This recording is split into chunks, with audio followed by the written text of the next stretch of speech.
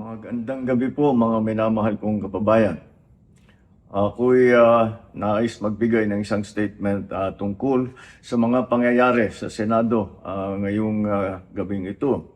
Mga 2 oras kalahati ko na minomonitor ang sitwasyon. At nung una kong nabalitaan na nagputukan, ay ang una kong tinawagan ay si Sec. John Vic Remulla ng DILG. At tinanong ko, magpa-report ka sa mga pulis na nandun na kung may nangyari, kung meron silang ginawa. At tapos ang sunod na tawag ko naman ay sa NBI. At tinanong ko sa mga NBI at kay Director Matibag, kayo ba ay pumasok sa Senado? Sabi niya, wala kang instruction. Ang sabi sa akin, wala kang instruction, sir. Kaya ba't namin gagawin yun? Kaya masasabi ko sa ating mga kababayan, yung nakikita po ninyo na naka-uniforme sa loob, sa mga sa news, ang mga naka-uniforme doon, 2 klase. Yung PNP, police, na naka-duty sa Senado.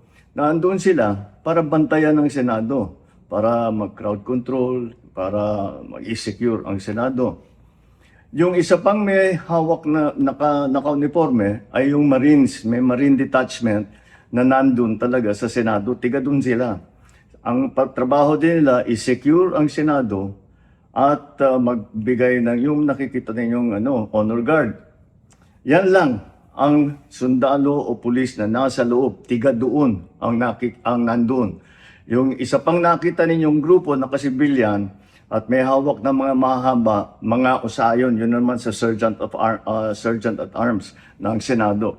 So lahat ng nakikita ninyong naka-uniforme o armado ay nandun, ay tiga doon. Nandun sila talaga, doon sila nagjo-duty. At isa pa ay nais kong maibida sa inyong lahat, wala pong instruction kahit na kanino na hulihin si Senator Bato. At ang nangyari, ang NBI, sinabihan ko nung lumabas yung resolution ng Supreme Court, mga 4:00 yung kaninang hapon, ay sinabi ko, umalis na kayo dyan. Nag-comply naman sila. Kaya nung kausap ko si Director Matibag, sabi niya walang NBI doon, nandito lahat kami sa opisina. At ayun po, ay dahil kong mapaalam na sa lahat ng ating mga kababayan, itong pangyayari na ito, ay tayo maging kalma lang po. Nakausap ko na si Senate President Alan Cayetano at nag-agree kami. We agree that the thing to do now is to tell our people all to calm down.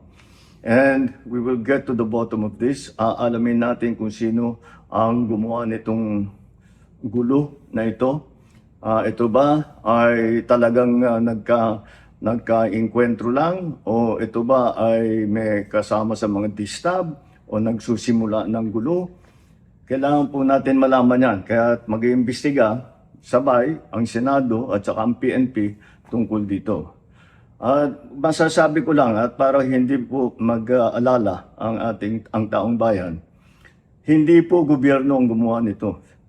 Walang pumasok na tigalabas na sundalo, na militar, na NBI sa Senado. Hindi po natin alam kung sino yun na sumubok na pumasok at saka dahil doon ay nagkaputukan. Aalamin po natin.